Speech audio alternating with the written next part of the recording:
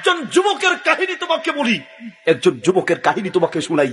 আমেরিকার এক হসপিটালে একজন যুবকের অপারেশন হবে। সে হসপিটালে ভর্তি হলো।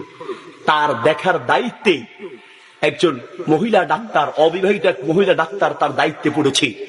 এই মহিলা ডাক্তার যখন দায়িত্ব নিয়ে তার চিকিৎসায়, তার দেখাশোনার জন্য রুমের ভিতরে প্রবেশ করে, সঙ্গে সঙ্গে ছেলেটি দুটি চোখ নিচের দিকে নামিয়ে ফেলে।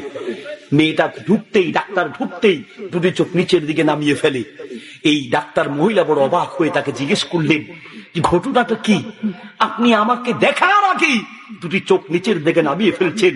আমি একজন সুন্দরী যুবতী নারী, এই হসপিটালে যত যুবককে দেখেছি চোখ নামাবে দূরে থাক, চোখ দিয়ে এমন ভাবে তাকিয়ে থাকে আমি নিজেই লজ্জা পেয়ে যাই। আপনাকে আমার জীবনের ব্যতিক্রম যুবক পুরুষ দেখলাম, ঘটনা কি বলেন তো? ওই যুবক বলল, আমি একজন মুসলিম, ইসলাম ধর্মের অনুসারী। আমার নবীর শিক্ষা কোন বেপরদার নারীর দিকে, চেহারার দিকে তাকিয়ে থাকা যাবে না, ঠিক কিনা? আর আমরা তো এমন ভাবে তাকায় থাকি মনে হয় হাজরে আসওয়াদ দেখতে আসি।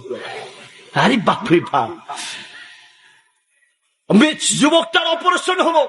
অপারেশনের পরে ডাক্তার মহিলা এসে মুখ ঢেকে যুবকটার সামনে দাঁড়িয়ে বলছে, আপনি একটু আমার দিকে তাকিয়ে কথা বলেন, আমি হিজাব পরে এসেছি। বলল, কি বলতে চাও বলো?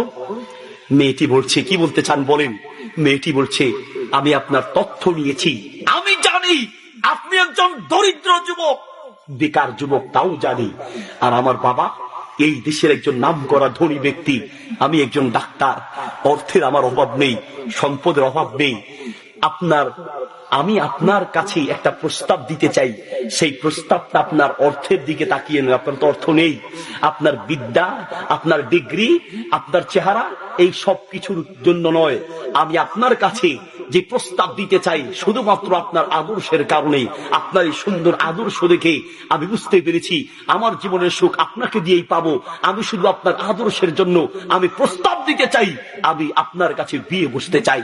যুবক অবাক হয়ে বলছে, বোন কেন আপনি আমার সাথে মজাক করছেন? আপনি একজন ডাক্তার, কোটিপতি, আর আমি হত দরিদ্র যুবক, আমার কাছে কেন বিয়ে বসবেন? মেয়েটি বলছে, আমি আমার জীবনে যত যুবককে দেখেছি আপনার মতো আদর্শবান যুবক দেখি নাই। আপনার মতো আদর্শবান যুবকের জন্য আমি সারা পৃথিবীকে লাথি মারতে পারি। যুবকটা বলল, ঠিক আছে, তবে আরো একটা কথা আছে, সেটা হচ্ছে আপনি অমুসলিম, আমি একজন মুসলিম, মুসলিম হয়ে কোন অমুসলিমকে বিয়ে করতে পারে না। মেয়েটি বলল, আমি তাতেও রাজি আছি, আপনার জন্য সারা পৃথিবীকে লাথি মারতে রাজি।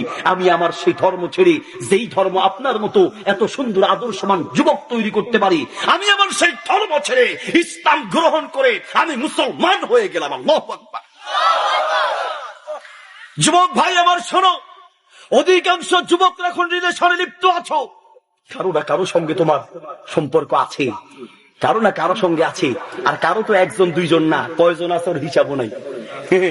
তুমি এখানো, তুমি যার সাথে সম্পর্ক করেছো খবর নিয়ে দেখো। ইতিহাস থেকে বলছি, আমি মাস্টার্সের ছাত্রদেরকে পড়াই, কামেরের ছাত্র, দাওরা ছাত্র, বড় ছাত্রদেরকে পড়াই, সেই অভিজ্ঞতা থেকে বলছি।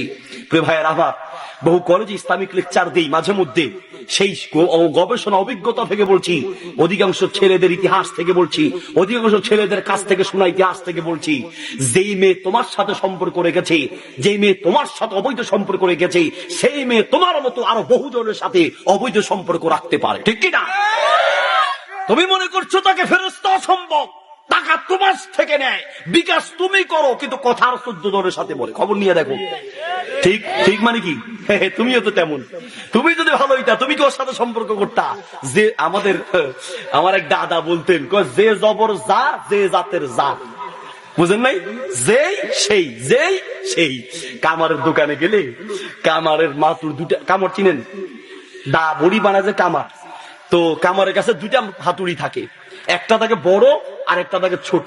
তো বড়টা দিয়ে একটু জোরে মারে আর ছোটটা দিয়া ইশারা ঠিক করে, এই দুইটার আওয়াজ মিলায় আওয়াজ হয় যেই সেই, যেই সেই, যেই সেই।